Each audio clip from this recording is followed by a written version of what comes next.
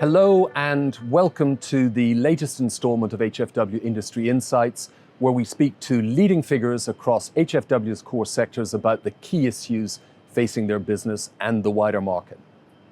Our guest today is Rob Powell, the Global Chief Claims Officer at Marsh.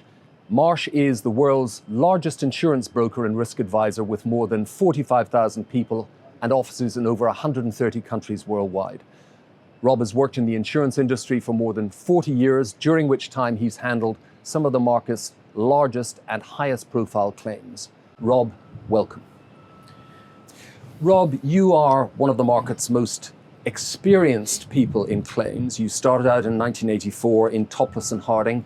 What are the big changes that you've seen over that period of time? Well, there have been many, Giles, as you know. I think that for me, the biggest one is immediacy. When I think back to the beginning of my career, we had that luxury of paper where you'd write a letter to someone and maybe a week later or 2 weeks later, if you were lucky, you'd have a response. So you were dealing with it maybe with a little buffer in the middle. Now with social media, the immediacy, everyone expects an immediate response. They expect a decision. That pressure is immense, and it's very different to how we began our career.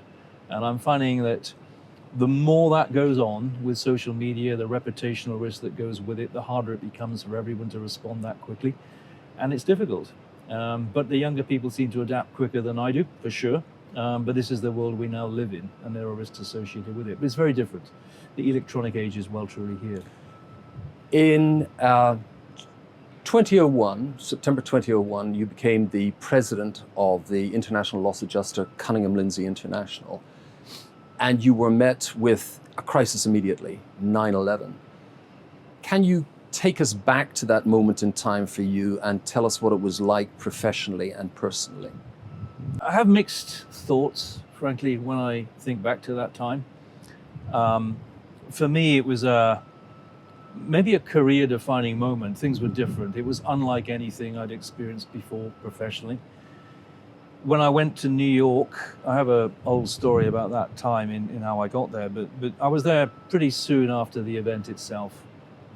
And the magnitude of what we were faced with was so unlike anything else. Obviously, we were experienced in dealing with one claim, one large claim.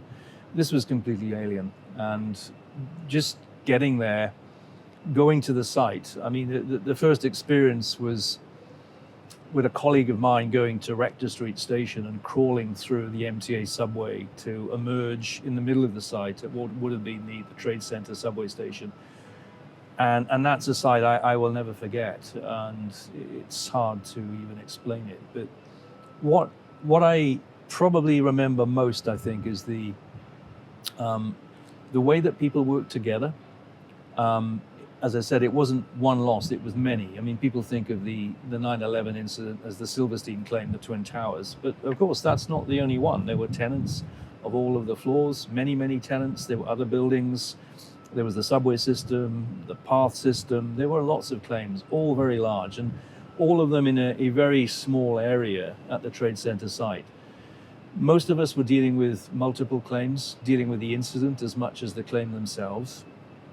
And seeing everybody come together, experts, insurers, reinsurers, it was humbling. I mean, it's the only time I think I've ever seen the market actually come together and be silent and actually focus on the reality of what are we trying to do as an industry, and not actually deal with a claim from I wouldn't say a hostile perspective, but an us versus them situation. We were all doing the same thing and all looking at clients saying, how do we help resolve this?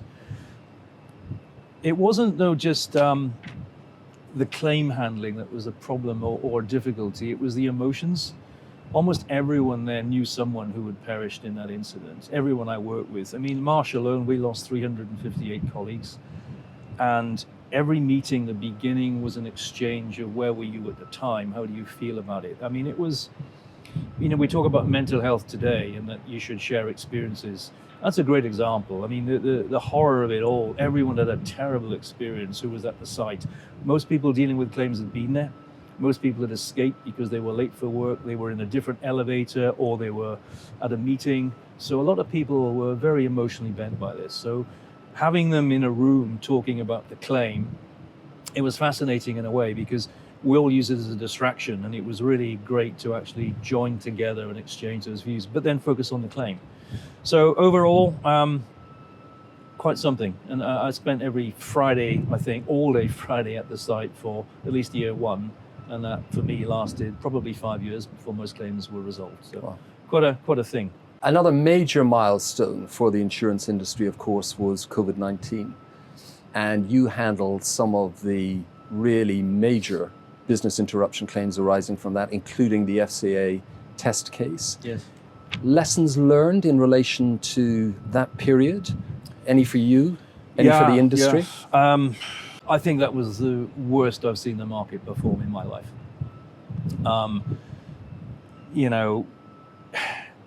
I don't think there is an upside to what happened with COVID. I mean, we had a lot of claims. We had a lot of clients with claims. Everybody did.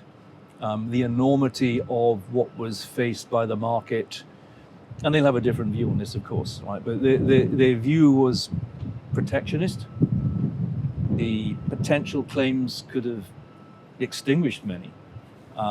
They had reinsurance to consider whether or not they were having coverage from their reinsurers to fund the claims should they pay them. And the consistency problem as well. It wasn't as if they could easily cherry pick them off and pay. They had to look at their portfolios. So yeah, okay, we have sympathy for that. That was a problem for them.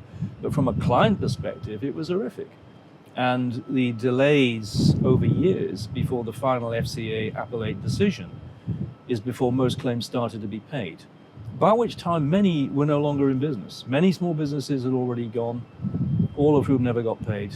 And I think that was a disaster for the industry. I don't think it was our finest hour, I really do not. And even then, most claims, frankly, some were paid begrudgingly by carriers feeling they still shouldn't pay the claims. They still felt quite strongly. And the fact that the FCA brought the case as well was unique, and there was a lot of feeling around that. There are some good stories, admittedly, and there were some good behaviors, and there were a lot of leadership efforts from a lot of carriers at senior level, which was positive. But overall, I think it was very bad for the industry. I do not think that was a good thing. Consolidation. Marsh has grown hugely over recent years. One example is the acquisition of JLT in 2019. Talk to us a bit about the issues around integration when it comes to the acquisition of businesses, and whether you see consolidation as continuing in the market. We're obviously very proud of our M&A activity. I mean, Marsh is the size it is because of M&A over the years. So I think we probably got it down to a fine art, I hope. And there are some incredible things that we've achieved. JLT for us, I mean, I've been lucky to live through the JLT, if you like, acquisition and then the integration. But the success for me has been, we've appointed leaders early. We've seen examples where that doesn't happen. But for us, almost on day one with the integration, it was important that we picked which leaders will run our specialty businesses, for instance, which leaders we will have at top table. And that actually set the scene from the beginning, that the power of that those leaders could then build their teams, motivate people, and actually integrate. So integrating the DNA of a culture of another company isn't easy. But when you do it successfully, which we did with JLT, it changed our DNA, it changed our culture, it brought more diversity of thought. And it was a wonderful experience. I think it was probably in my 10 years at Marsh, something I'm extremely proud of. It was really good. We lost very few people as well. I mean, when you see other integrations and acquisitions, you see a lot of leaders leave. That didn't happen with us. We were pretty good. And all of the things that we did retained the teams. And I think that's what gave us the advantage over what we've seen with others. So moving on to the market currently, what do you see as the biggest challenge or challenges facing the market today? Well, people talk about the London market a lot, but I think there are many, many other things we could talk about which are wider. And relevance is a word that people mention as well. I don't think it's particularly relevance, but it really is about change. We talk about evolution, we talk about how we adapt to the current environment. Things are changing so quickly. AI, the other big subject, but how do we react to technology? How do we react to moving from where we are today?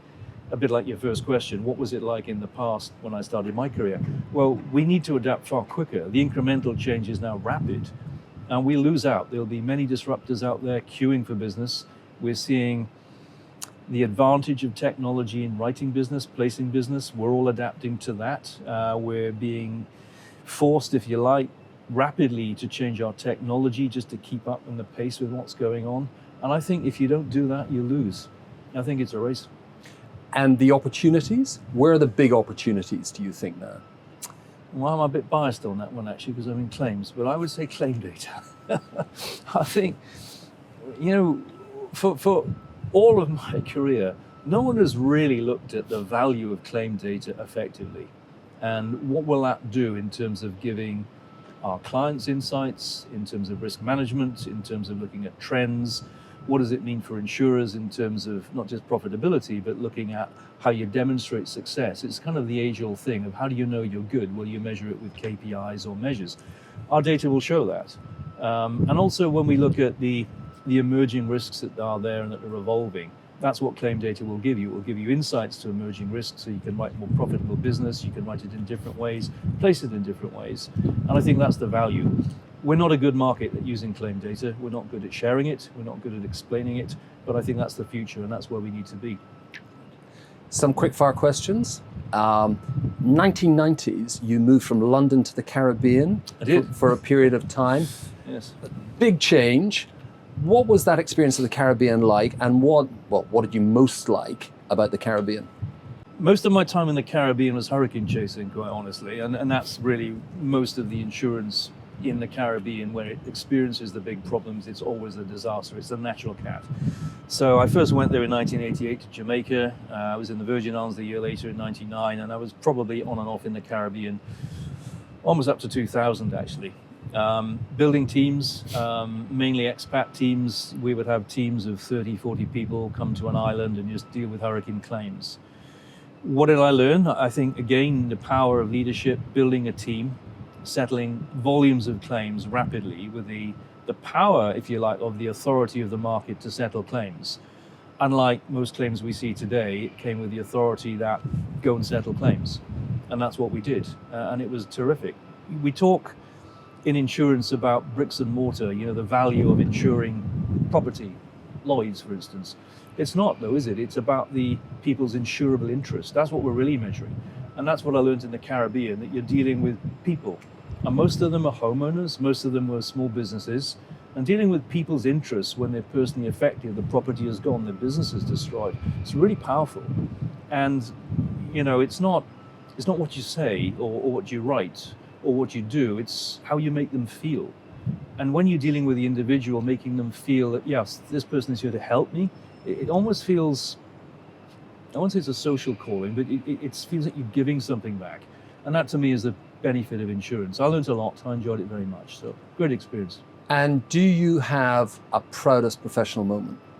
I don't know, I think the older you get that you change. And I think for me, my proudest moment now is seeing others achieve. I mean, I build teams, obviously, as you'd expect, and seeing them actually flourish and being at meetings where I hear them work with empathy, not just with clients, but with carriers. It's a big part of my world now with the change of culture to build stronger partnerships with our carrier partners. So we're not hostile, we're not dealing with them on a us v them situation, we're working together. But seeing my younger colleagues emerge and actually demonstrate those attributes and work with carriers strongly and see them grow, I think that's my proudest achievement for sure. And for a young person coming into the market as a claims person on the claims side today, what would your advice be to them? Client first, focus on the client. One of the things I have learned in life, and I'm still not perfect at this, is actually listening to a client on day one. What do you want? What is good for you? What does it look like? We make decisions for clients before we meet them. I think it's very frustrating to clients because they have needs. We don't know if they're in M&A activity, whether they're doing share buyback, whether they have employee problems, whether they're winding up, whether they need to replace. And I think that's what we don't do very well, is ask. So my advice to everybody as a young person coming into the industry, meet as many clients as you can, ask them, what do you expect from the product? How do you think it works? What does good look like for you? And our job is to help them make that happen. Rob, it's been a pleasure talking to you, and thank you very much indeed for your time. You're very welcome, a pleasure too. Thank you, Giles.